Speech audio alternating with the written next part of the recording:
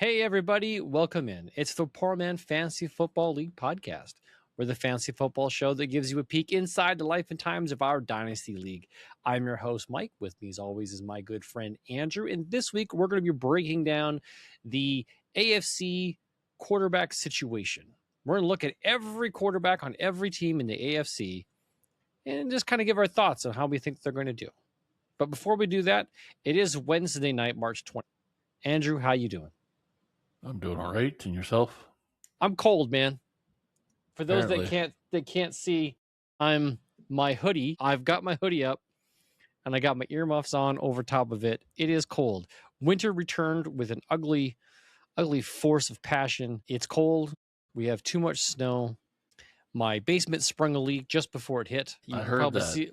A bit of a disaster in the background here.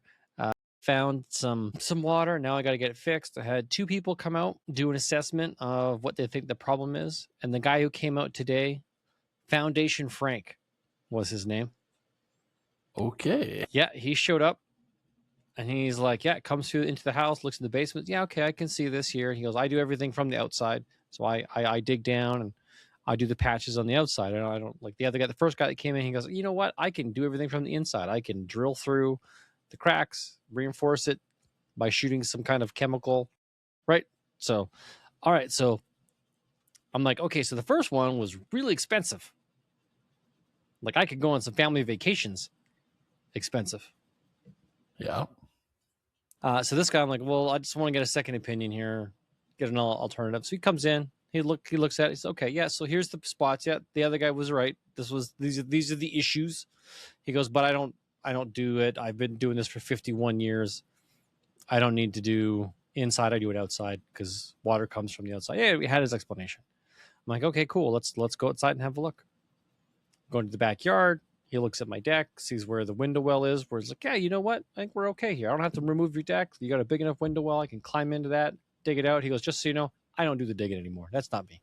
I just do the assessment and quotes. So I got a crew. They come in, they dig the hole, they do the patching. Good to go. I'm like, okay. And he's like, well, let's go see the side of the house where the leak came in. So we walk around the house, we go over there, and it's like, oh, okay, cool. You know what? I think I can do this all for maybe $150. I was like, what?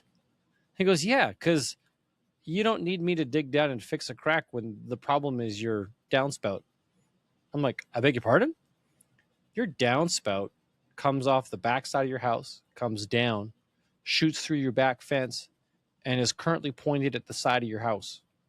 And he goes, when we took our measurements in the basement, you're from the corner of the basement plus 8 inches to where your crack was. He goes, I'm going to guess maybe like 7 feet, maybe 8 feet. He goes, your downspout comes down and shoots 5 feet. So that gives about 3 feet of water pressure sitting against the side of your house. And what's really unique is your fireplace has a little jut out. So it creates a little canopy over where the bottom of this downspout is. He goes, there's no snow there. It's probably warm, probably very cozy. He goes, feel this ground. This ground's solid. This is frozen solid. The ground underneath here is not frozen solid. So where do you think water's going to go? The path of least resistance. And we had a crazy rainstorm last week when the temperatures were like double digits. Everything was melting. She's like, you probably had a mini little lake down here and didn't even know. That's why you had that water running in your basement. He goes, do yourself a favor. Go get some downspout extension pieces for maybe $150. He goes, you can probably get them for less than that if you go to Home Depot. And I just looked. They're $10 a section, and I probably need 2 sections. So for $20, I can put this on my downspout, extend it to a point where the water is going to shut off into my yard, to the front yard, past my basement. And he goes, because we're in a snowstorm right now. So next week, when it gets warm, or whenever it gets warm again, this thing starts to melt. You might just solved your own problem, because I bet you this never happened before. I'm like, no, it's never happened before. And he goes, yes, we had really unique circumstances. You had all this snow and water built up on the top of your roof, come rushing down, have nowhere to go because the ground's still frozen. He goes, that's it, man. And he goes, worst case scenario, I'll dig up a couple feet down to get to the top of where these big cracks are. And I was like, I'll fix those. I won't have to dig all the way down. I was like, you freaking kidding me? And he's like, yeah, you know what? You got my number. Give me a call when you figure it out. Save yourself the money, man. And I was like, thank you. Oh, no, I lost you. Your audio's gone. Are you still muted? Yeah, sorry. There you are. Okay. Jeez. You should have bought the guy a beer. You know what? I would like to at this point, if it comes to fruition, that all I have to do is just extend that out, and I don't have to spend the ridiculous amount of money that I was going to have to spend to fix my basement. Yeah, I will be sending him a 6-pack saying, here you go, man. Thank you very much for the advice. I do have some cracks that will cause me problems, so I'm probably going to get those fixed now while I get a chance, because I do want to finish this basement. Yeah, and I from past experience, Yeah, the old blue house that we were in, I remember you had a big flood. Twice. We had to redo the basement twice. Okay, I did not know that part. We had it once. Your poor Star Wars collection. And we ended up, we thought do it from the inside. Didn't help. It still found ways in. And we ended up digging around almost the whole house. And they filled in all the cracks, and then put in this white board stuff. Okay. It's almost like insulation board, but it's like a barrier, essentially. But it's not cheap. Cheap. No. Both quotes, 2 different methods, came back to be about the same price. $20. No. The $20 is just like a temporary solution. It helps me identify what, like, hey, if this is right, then the guy knew exactly what he was talking about, and it makes perfect sense. Yeah. I just don't want to spend the amount of that. Like, it's a large amount of money. I don't want to spend it. Is. You're probably looking 10 or 20. It's over 20 grand or over 10 grand. Sorry, over 10,000. Yeah. I don't want to. I want to. I don't want to spend that money. And a lot of it is the labor of digging. Okay, so quote 1, it was mostly material cost because of the equipment that they're using. So they drill multiple holes. Yes. They inject through it. It seeps and whatever, right? So they're using technology to fix the problem without having to dig. So that's the cost. The other guy is like, yeah, it's labor cost. I got to dig the hole. It's time consuming. It's messy. And then I got to put it all back the way it was. So that's where my costs come in. The actual repair itself it's super cheap. We go down. He goes, it's an 8-foot section here. I dig 10 feet, so I got room on either side. We scrape the wall clean. We put on this. He had a special name for the chemical he uses. We put that on. We seal it with a poly, and then we essentially it's almost like tar sealing it. Then we put all your dirt back, and then we re-landscape your land so it looks like we're never here. Okay, cool, man. Actually, it was Dance Mom Erin who connected us with Foundation Frank. Anyways, so yeah, that's how I'm doing. My kids are just an absolute joy right now too, going through some weird hormonal balances. My daughter, I kind of expect that. She's a 13-year-old girl going through some stuff, just being at times. My son, however, that was an unexpected turn of events. He discovered he wants to play online video games where he's never wanted to play online video games before, outside of Fortnite. Fortnite, it was his game. He's like, well, now I need access to online gameplay so I can play with my friends. I'm like, okay, well, I know all your friends, and they don't do that. So where's this coming from? Well, his cousin who's older, plays Call of Duty and those kind of games online. I'm like, yeah, buddy, not happening. We're not there yet. You are not old enough to be putting yourself into those kind of situations. We're good. So massive blow up right at bedtime. Good times. Yeah. Yeah. It only gets better. Yeah. And how are you doing? I'm surviving. Okay. I'll just put it that way. Surviving. I will survive. Living that dream. All right. Well, let's talk. The one that includes Freddy Krueger, but. Oh, that's a nightmare. That's not a dream, man. That's a nightmare. Yeah. Okay. Well, there is a little bit of football news. I'm going to talk real quick. I'm going to bang this out. Signings. The Bengals have re-signed quarterback Joe Flacco to a 1-year deal, which is good news for everybody who has fantasy assets there. The Falcons have signed... My God, that's just funny because it's So true. Because Joe Flacco was awesome for the Jamar Chase owners. Here's the thing. Did you actually go through and rank everybody in the AFC? No. Or the projected ranks for the AFC? Joe Flacco is ranked higher than Joe Burrow? No. Okay. Two of the projected starters. Yeah, I believe it. I believe it. As a backup, I think Joe Flacco has more value, especially if if Joe Burrow goes down to an injury, which has happened, that Joe Flacco is a quality backup. And I think he will far outperform some other starters on other teams. Even if Joe Burrow doesn't go down, for the amount of time that they're projecting him to play, okay, they're projecting him to get more points than two of the actual starters, which doesn't say much for these two starters, and we'll get into that when we get to our other thing. We'll get down to that. That'll be fun. All right, Falcons signed running back Brian Robinson Jr. Well, that won't be confusing to anybody playing fantasy. So Bijan Robinson, or Brian Robinson. Someone's going to get snookered into that deal. Hey, I'm going to trade you B. Robinson for your number 1 overall. Yeah, well, hey, we'll talk about the 101 shortly. The Eagles signed wide receiver Elijah Moore to a 1-year deal, and the Saints signed quarterback Zach Wilson to a 1-year deal. And that's kind of it. But in the trade world, there have been 2 trades that have gone down recently in our league. The first trade is actually performed by you, Andrew, a.k.a. Yoda Clown. Yes. You, do we get to call you that? Yeah, we get to call you that until the end of summer. I'll probably keep it. Okay, so Yoda Clown, you had the 101 and you traded it. You traded it to Laborbus, a.k.a. Gabriel. Yes. He's giving you the 104 and his 2027 first. So you better come in dead last next year, you bugger. I don't think he is, man. He's got a nice young team. So you better come in dead last like you did a couple of years ago. Okay, so walk us through this. You and I actually talked about it last week, and a lot of what you said made sense.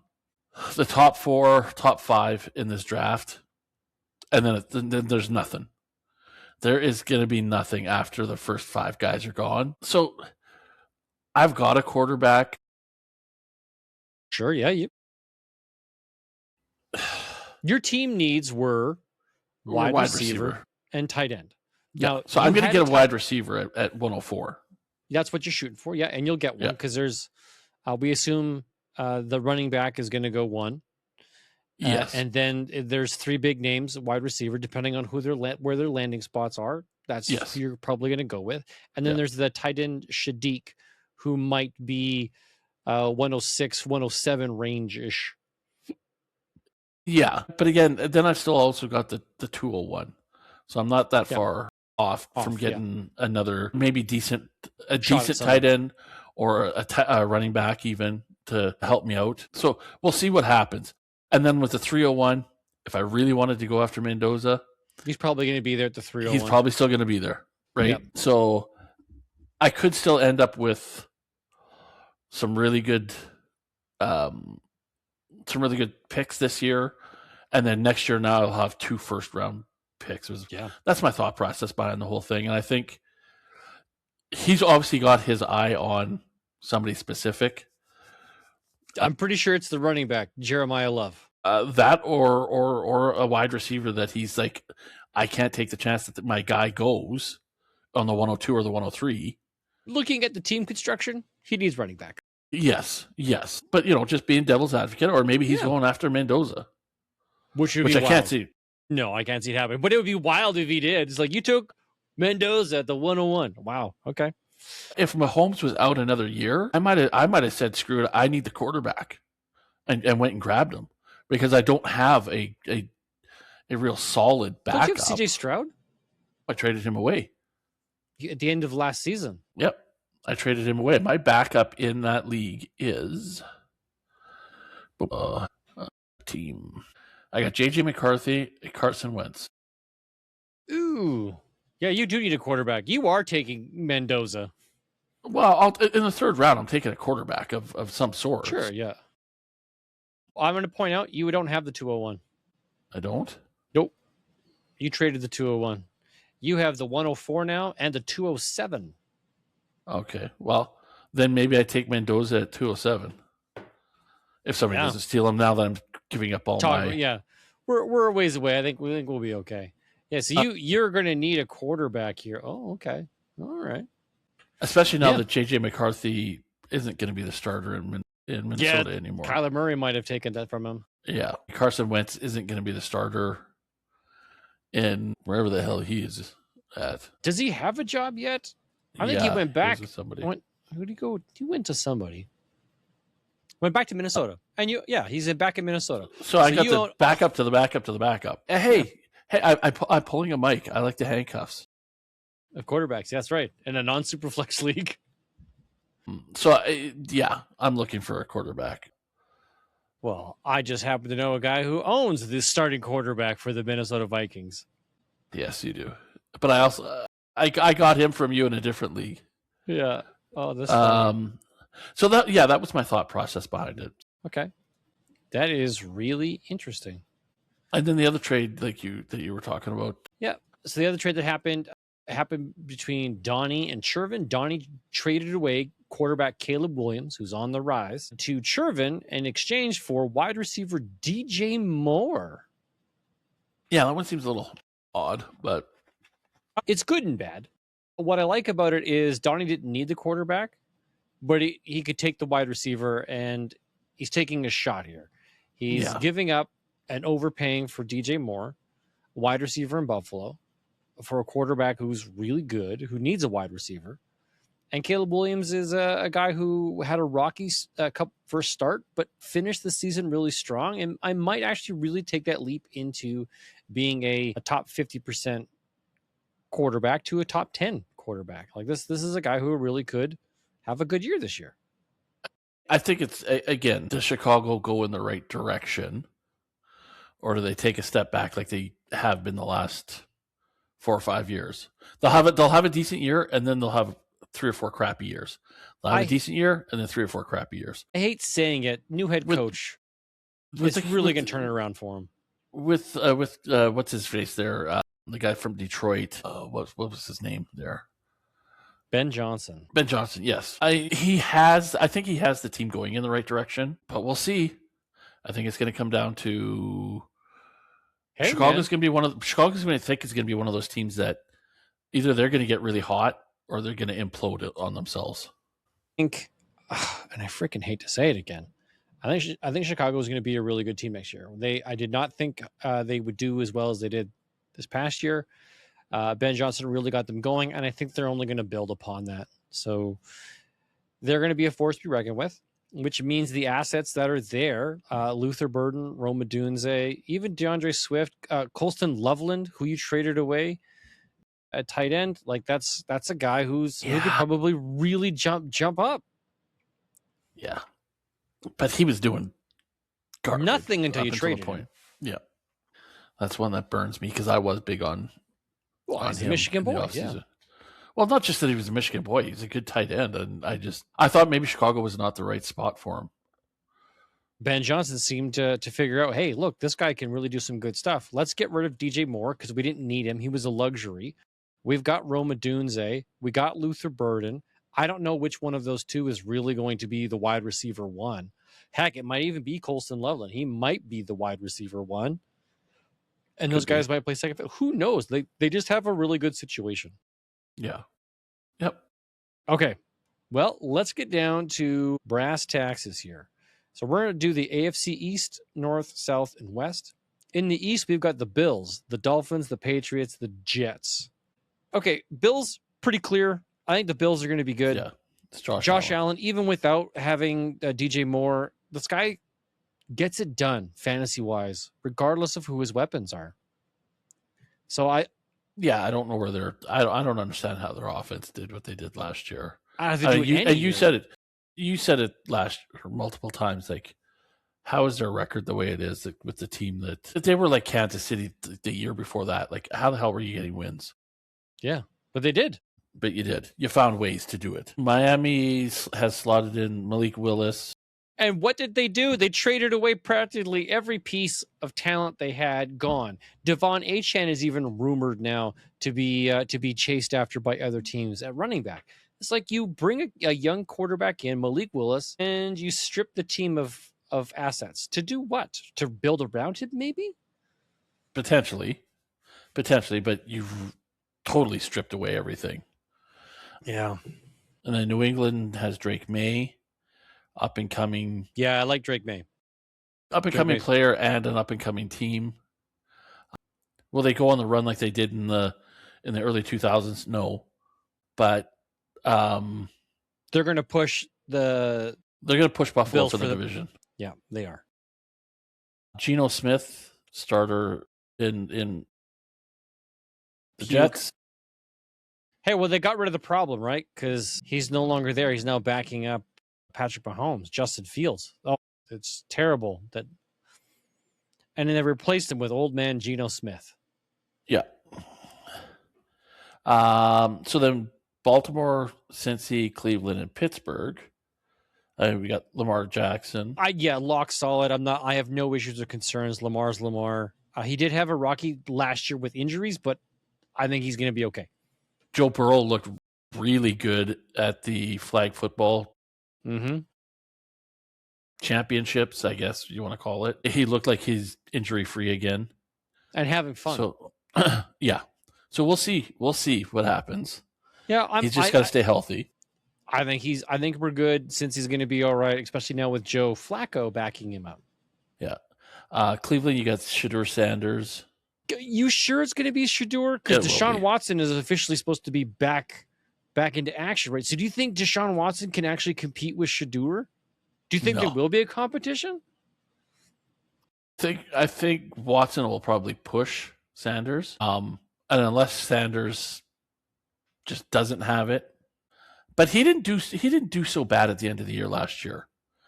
It was a bit of an embarrassment, right? It wasn't terrible, but it wasn't like you talked up here and delivered down here still. Dylan Gabriel, like you had to beat Dylan Gabriel. Like that's. And I think a lot of what Sanders' problem is the rest of the team. The rest of the team is so bad. It is bad. And then AFC South.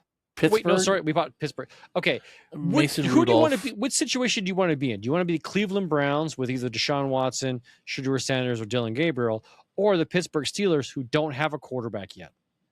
Well, right now it's Mason Rudolph. My comment still stands. There is still the outside chance that Rodgers goes back there, or Kirk Cousins, or Kirk Cousins, or you got in Minnesota. They traded for JJ. No, the other backup. Carson Wentz. Carson Wentz. They wouldn't trade for Carson Wentz. If you got nobody else. Yeah, if your choice is Mason Rudolph or Carson Wentz, I'll take Wentz. Carson Wentz. Yeah. It's really confusing to me that they haven't done anything. Does that mean they're going to make a splash at the draft? Potentially, they take the second best quarterback. Yes. Okay, if that's the case, then I'd pick the Steelers over the Browns. Well, taking a rookie quarterback?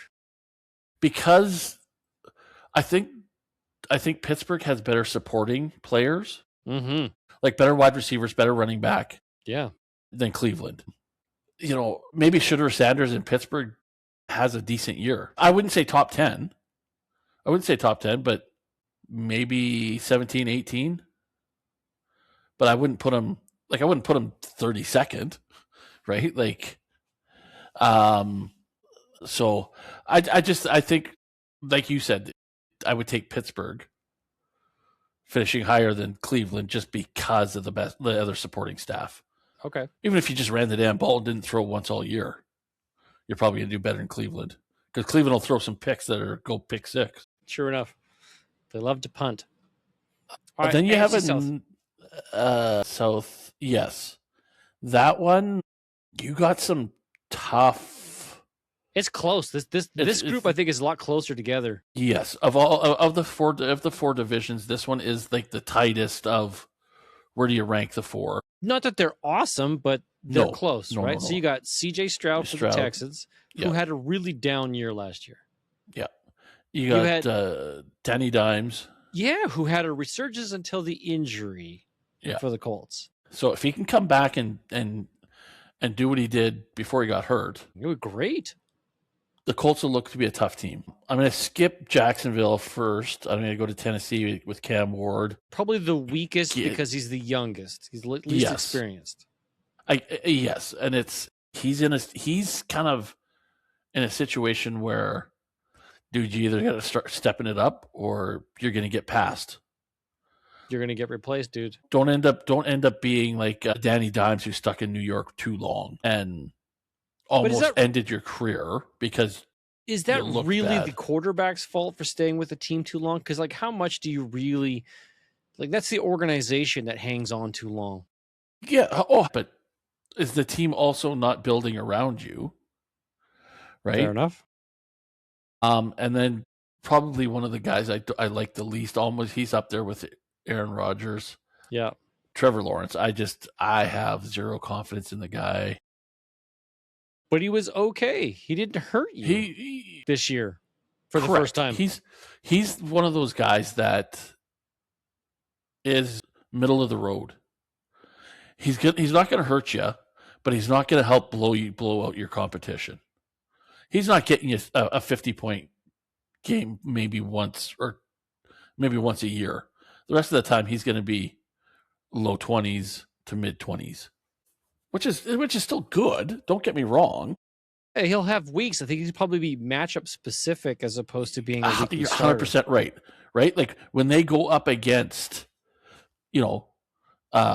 Tennessee or the Jets or they're in a dome, Cleveland, good weather game.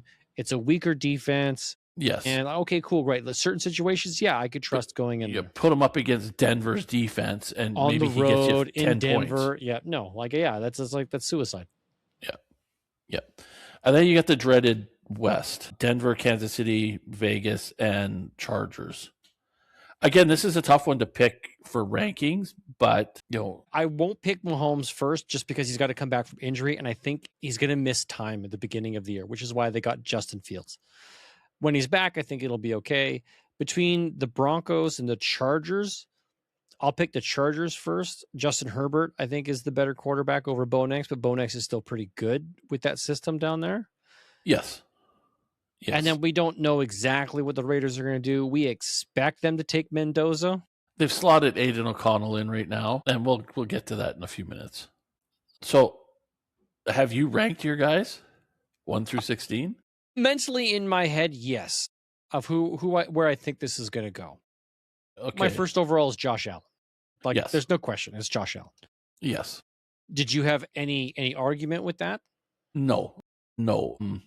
He is in most leagues. No, your number 2 is wrong. Okay, well then we'll get to that in a second. Then okay. In most leagues, Josh Allen is the number 1. Yeah, projected. Like the number one projected quarterback overall.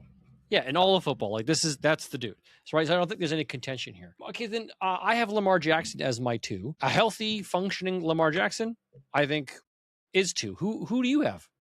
Joe Burrow. Joe Burrow. Okay, so I can see the argument. To me, it comes down to who's healthiest for the entire year. If Joe Burrow was healthy for the entire year, he'll have more yards and more passing touchdowns. But Lamar has the running aspect of it. If he can get those rushing yards and those rushing touchdowns, I think so. But he dropped off. Lamar Jackson had a down year last year. Oh, it was rough. So that's why I put Burrow over top. So I'm willing to swap. We're very similar to that. I will swap. I will go Joe Burrow second and Lamar third. I missed the J. Oop, why did that go there? Joe Burrow. There we go. Lamar Jackson. Are you content with Lamar Jackson being 3? Yeah. Oh yeah. Yeah. Okay. That's my number 3. Okay. Of the remaining quarterbacks, I got Drake May at 4. So do I. Okay. This is where the separation happens. of where my level of confidence really falls off a cliff. And this is where I want to put Mahomes, Bo Nix, and Justin Herbert. You had him in that order? If Patrick Mahomes is starting for the year and he gets a full year, even limited in capacity, yeah, I'd put Mahomes first. If Mahomes is going to miss the first 4 to 6 weeks in recovery, then it's going to go Herbert, Yeah, then Nix, then Mahomes. I've got Herbert. This is going to surprise you. Okay. And this is based off of other lists. Sure. My number 6 is Lawrence. Really? That does surprise me based upon what you just said about him. Well, I can't stand him, but everybody else thinks he's decent. So that means that they've taken Trevor Lawrence ahead of Bo Nix, Patrick Mahomes. Yes. Okay, I can see that. They're projecting Trevor Lawrence to be the number 9 quarterback overall. Okay, I would put him here at 8. Behind Patrick Mahomes. My number 7 is Bo Nix. Okay. Then my number 8 is Mahomes. Okay, so we're at least in the same grouping. Yes. Oh, wait a minute. No, what did I say? I got Nix at 7, Lawrence at 6, Nix at 7, and Mahomes at 8. At 8, yeah. Yeah. So we agreed on Herbert at 5. So our 6, 7, and 8 are kind of interchangeable and really close together. Okay. Yeah. And then this is where, for me, the next tier break happens. Okay. Yes. Because you're looking at inexperience or significant injury recovery or utter incompetence. So here's where it gets kind of funny. Okay. Kid's not even on a team, but a lot of Mendoza. A lot of lists have Mendoza here. I don't. I got Malik Willis.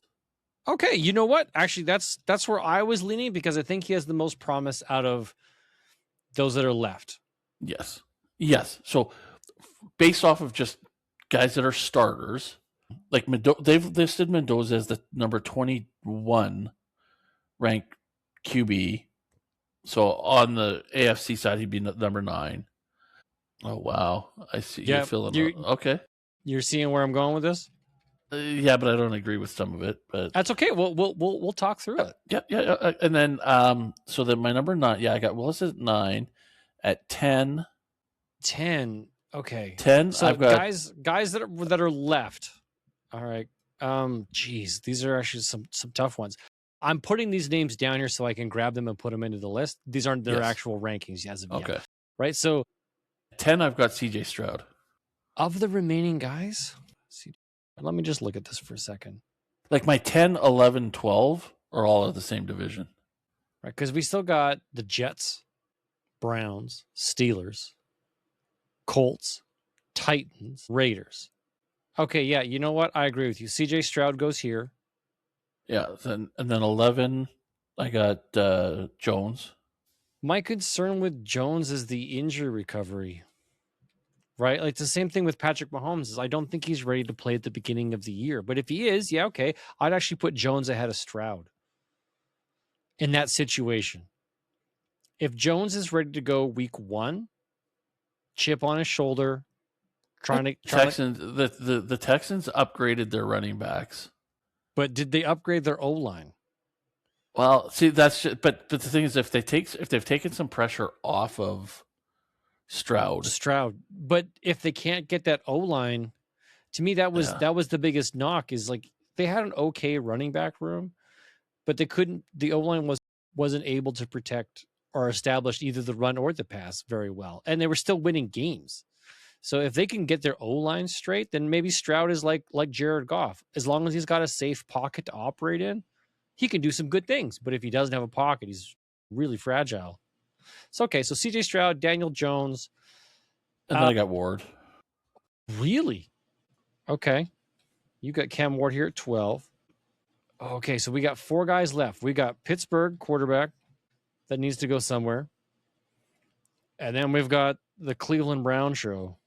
So in my 13, I have Geno Smith.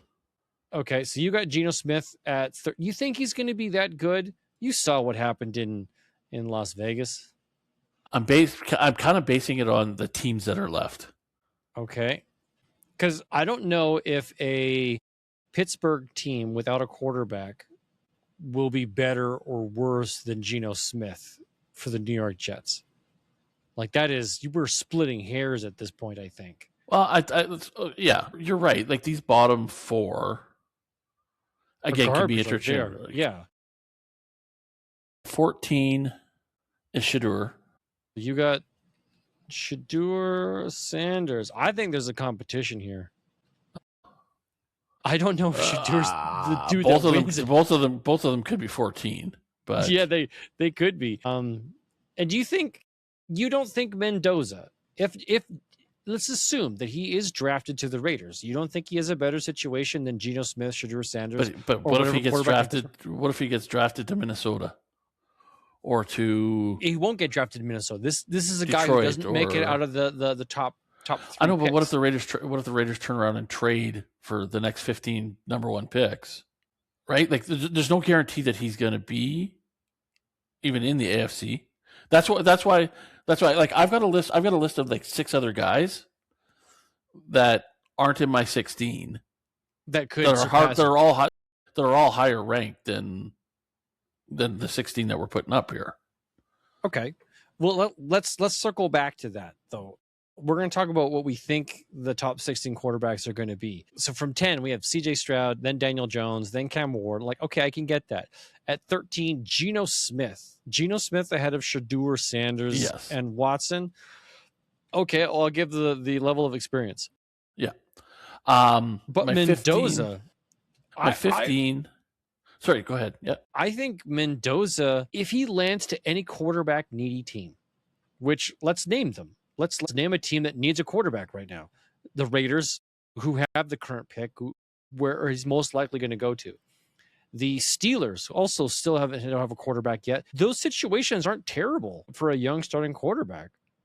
No, and if he lands there, I'm picking him 9.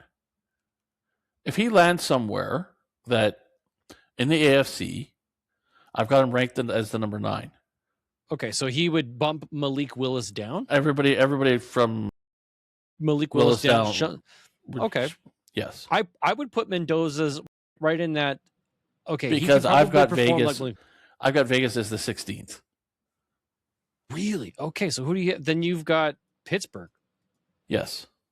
Mason Rudolph is not Mendoza. It's Aiden O'Connell. He's not starting. Oh. He's slotted in as the starter. And he is ranked 333rd. There are a bunch of guys on the list that do not have it that aren't even on a team that are ahead of Aiden O'Connell. Sure, as they should be, because everybody knows he's not going to be the starter. Yes. And this guy's a backup. Mason Rudolph as 15.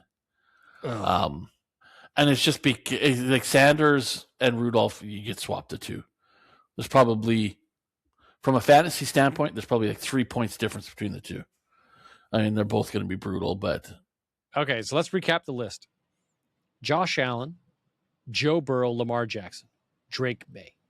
Yes. And we're comfortable with that first tier. Then we've got Justin Herbert. You've got Trevor Lawrence, Patrick Mahomes, Bo Nix. I've got Bo Nix, Patrick Mahomes, Trevor Lawrence. Okay, so that's that next tier break. Then we got Malik Willis, CJ Stroud, Danny Dimes, Cam Ward, Geno Smith, Shedeur Sanders, possibly Deshaun Watson. It's a competition. Pittsburgh quarterback, currently Mason Rudolph, and then Raiders quarterback, currently Aiden O'Connell. Yes. If it is Aiden O'Connell, then 16 is very appropriate. Yes. And who are your the next 5 alternates that my other guys were Mendoza going to the Raiders. That would put him at number 9, in my opinion. Then if Rodgers was to re-sign with Pittsburgh, I move that team all the way up to 3rd. And because Mahomes is going to miss time, I got Justin Fields kind of at my slot 14 on the list. Okay, that makes sense because if he does start, he. Yep. And Okay. then now in Indy, if Jones can't make it, Mm-hmm. I got Richards at 15. Do you think he's still on the roster? Anthony Richardson. He'll be the backup, I think, but this might be his last year. So you had Anthony Richardson at where? 13? Slotted in at 15. 15. Yeah, okay. That sounds about right. He's garbage. Then I have, again, like I said, I got Flacco.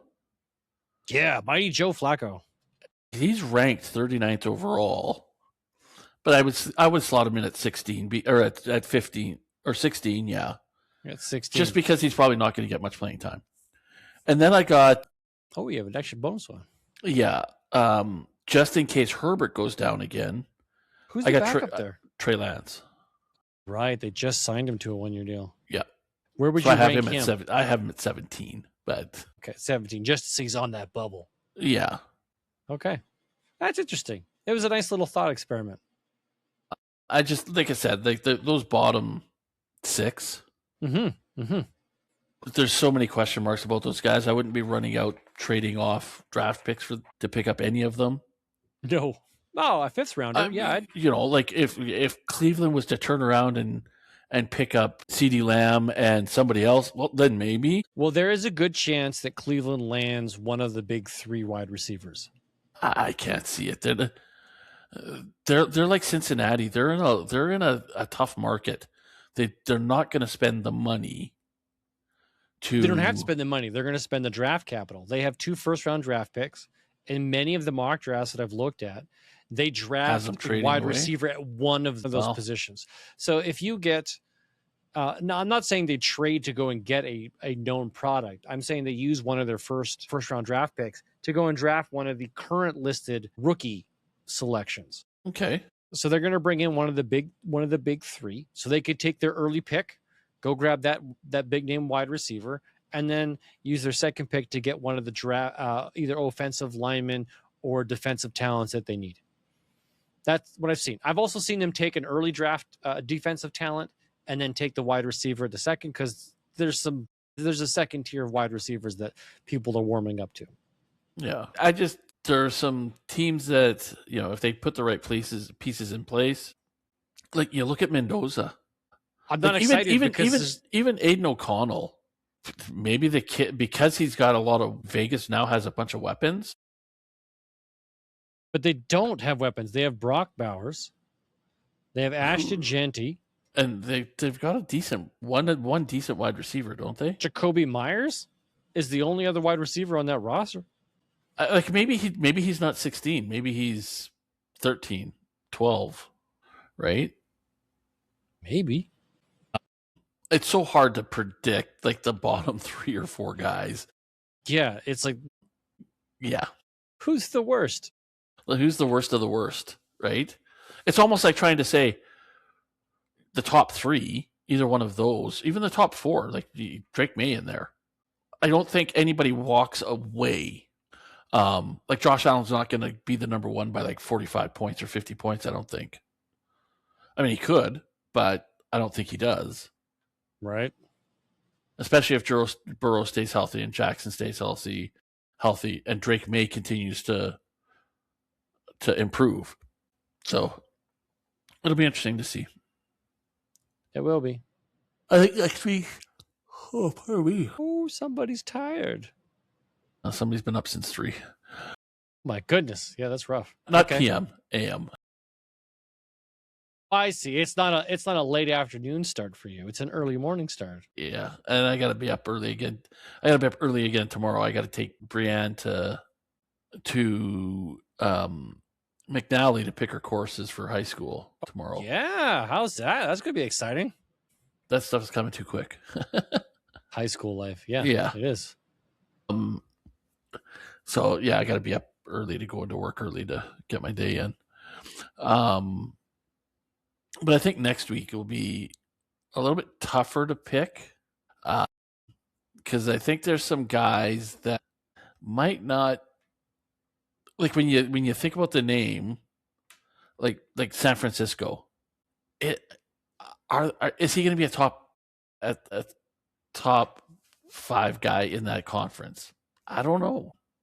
You look at the Rams and even the Lions. Like, have they aged themselves out where they're going to start to drop down? At some point that happens, yeah. Like Matt Stafford had an MVP season. But if his back flares up on him again, like he played this year injury free. But if he tweaks his back early in the season, does he decline down there? If he has another MVP season, I might be picking him number 1 in the conference. These are all part of the discussions. Yeah. Did Dallas do anything enough to keep Dak up there? Or did they lose too many weapons and he's going to drop down? Did they fix their offensive line to keep him upright? Yeah. Exactly. I was going through these. This might change this might change at the end of the month, because you look at this list and we go, okay, the Raiders. Okay, they get Mendoza in round 1. Round 2, they get a diamond in the rough wide receiver. Rounds 3, 4, 5, they take offensive linemen to shore up their offensive line. Now the Raiders are looking, my goodness, they're looking pretty good, because now you've got a decent wide receiver, a decent tight end, a decent running back, a decent quarterback, and you fix your offensive line to protect everybody. So does Mendoza go from how we have it for Vegas as 16 up to 6, 7, right? Could they take the division then next year, especially if they keep Max Crosby on defense? Yeah, they like really do they start pushing Denver and Kansas City for the division, right? So lots of different things that the woulda, coulda, the ifs and biffs. Yeah, it's cool stuff though. Wish I had a crystal ball. It would be great, right? You'd be making money left, right, and center with that crystal ball. Figure out the lottery, the lotto max it when it's up at 80. Oh, that'd be great. 80 mil. Super Bowls forever, baby. Super Bowls forever. Okay, well, ladies and gentlemen, boys and girls, children of all ages, that does bring us to the end of this week's episode. Join us next week as we look at the NFC quarterback situation. Do the same thing where we give our thoughts and feelings and take on what each team is doing at QB, give a quick little ranking, have some fun with it all. All right, guys, from one poor man to another, remember, if it's not fun, it's not worth doing. Good night, everybody. Have a great week, everybody.